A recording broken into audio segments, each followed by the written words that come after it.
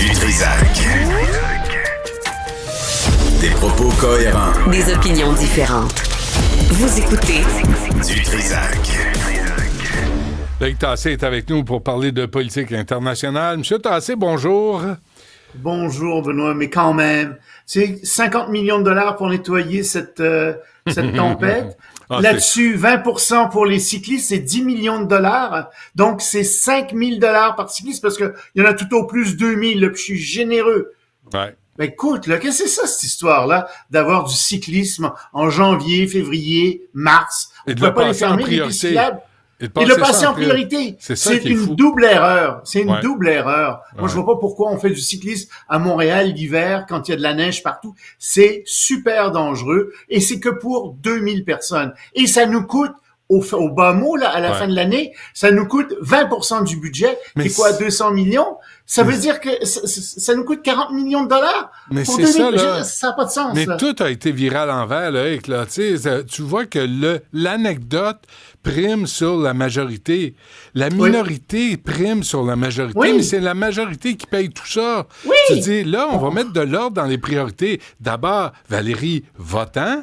Ensuite, Justin, sac ton camp. Puis on va mettre des adultes en position de décision.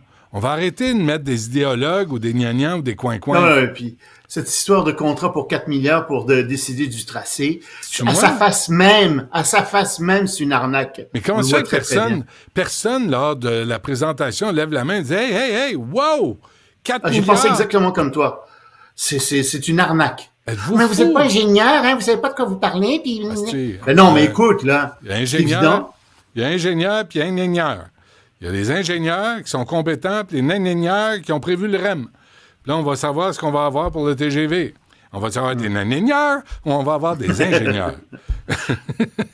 Non, je suis pour le TGV, mais je suis pas pour me faire arnaquer. Ah non, Puis j'ai l'impression que je me fais arnaquer. C'est ça le problème. Ouais. tu sais. Et puis ça En tout commence cas. à être douloureux, puis on commence à avoir des gerçures à la fréquence où ça se passe. Monsieur Zelensky, lui... Ah, ben lui aussi, il y a des gerçures. Oh, il y a des gerçures. Ouh! Oh, qui est pas content. Puis avec raison, écoute, ce pauvre Zelensky s'est fait dire par Donald Trump qu'il n'était pas légitime parce qu'il n'y avait pas eu d'élection, que c'était un dictateur. Attends, là, quand même, je suis d'accord qu'il aurait dû y avoir des élections en Ukraine. Mais de là à appeler Zelensky un dictateur, puis rajoute Donald Trump, il y a juste 4% d'approbation. Faux, il y a 56% d'approbation, et c'est des firmes de sondage sérieuses qui ont dit ça. Tu te dis, mais qu'est-ce que tu fais, Donald? Et tu travailles pour qui, là? Tu travailles pour les Russes? Ou pour les États-Unis puis les alliés dont l'Ukraine?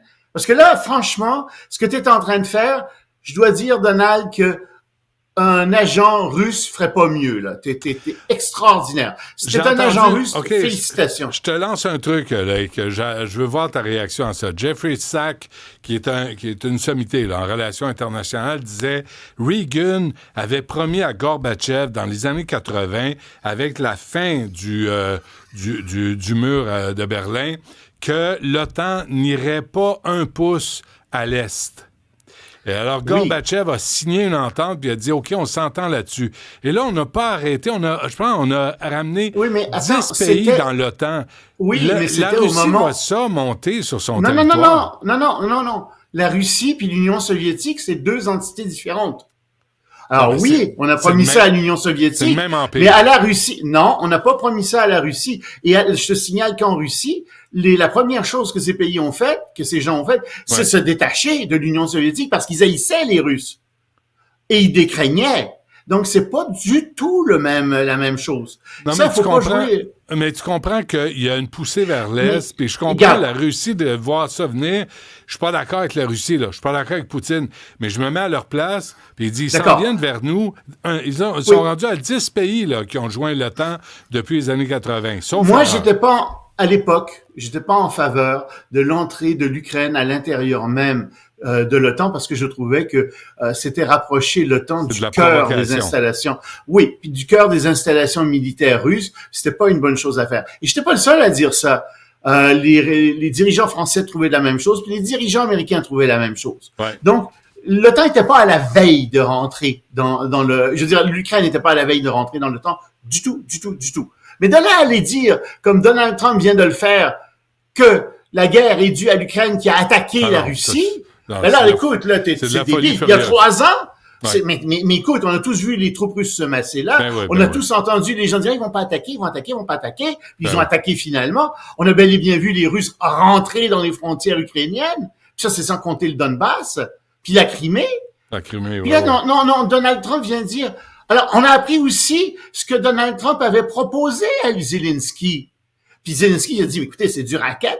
Ben oui, en effet, c'est du racket. Donald Trump dit, regarde, moi, nous, on sait que ça a coûté 175 milliards de dollars d'aide jusqu'à présent. Bon, il y en a 70 milliards qui sont revenus à l'Ukraine, aux États-Unis, sous forme d'achat d'armement, d'accord, mais 175 milliards d'aide.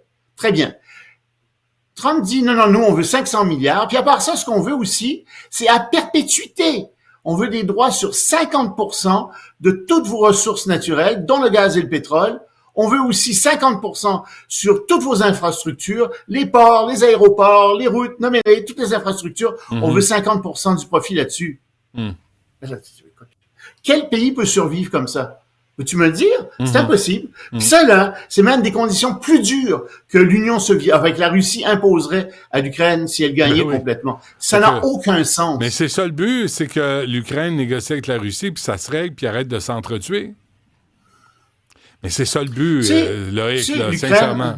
L'Ukraine a défendu les démocraties. Elle a payé le prix du sang. Elle a payé très cher. Puis, ils nous ont défendus.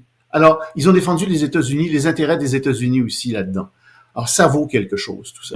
Et c'est pas vrai que si tu cèdes sur tout, si tu cèdes à la Russie sur tout, c'est pas vrai que tu vas aider la paix dans le monde. Tu vas probablement avoir une trêve en Ukraine, mais les Ukrainiens accepteront jamais la présence des Russes sur leur sol, sur leur territoire national. Et ensuite, ça va encourager la Russie dans quelques années à faire la même chose ailleurs, les pays baltes, etc. Bon, c'est très, très clair. OK. Parle-nous de l'ancien président du Brésil. Lui, il est dans l'eau chaude. Il a été mis en examen pour des questions. En fait, il y a un rapport de 800 pages qui vient d'être déposé. On l'accuse d'avoir fomenté un coup d'État, littéralement. Et on dit, oui, vous avez fait de la propagande dans ce sens-là. Vous avez aussi suscité des émeutes qui visaient à renverser le pouvoir, etc. Et c'est très, très grave. C'est devant la Cour suprême. La Cour suprême va accepter ou non de donner suite à ça. Mais tu sais, tout le monde pense à Donald Trump. Parce que s'il y a quelqu'un qui a essayé de susciter un coup d'État, c'est bien Donald Trump. Ben oui. Puis en ce moment, ce qu'il fait, c'est en train de ressembler aussi à un coup d'État interne, un coup d'État présidentiel contre les autres institutions. Alors, on suit ce qui se passe au Brésil, mais on pense aux États-Unis, tu sais. Bon, et un mot sur le Japon, ce qui n'est pas une bonne nouvelle. Mais le Japon a un problème. Le Japon a aucune source d'énergie ou à peu près. Tu sais, il n'y a pas de pétrole, pas de gaz ou très très peu. Et donc, ils ont eu évidemment avec Fukushima un gros problème. Tu t'en souviendras en 2011, cette centrale qui est vraiment pété aux frais. Ça c'est un accident. C'est un accident nucléaire à aussi grave que tsunami celui. aussi. Oui, à la suite parce que ça avait été mal construit, etc. C'était le combo. Oui, ça a été construit.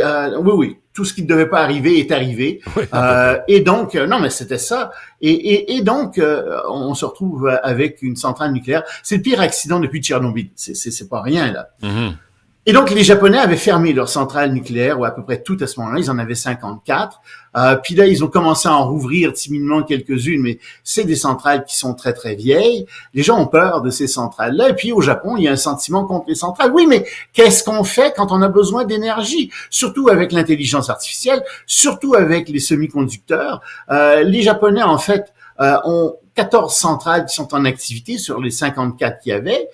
Puis ils essaient maintenant, ils vont être obligés d'en rénover plusieurs parce que c'est à peu près 50 ans la durée de vie d'une centrale nucléaire.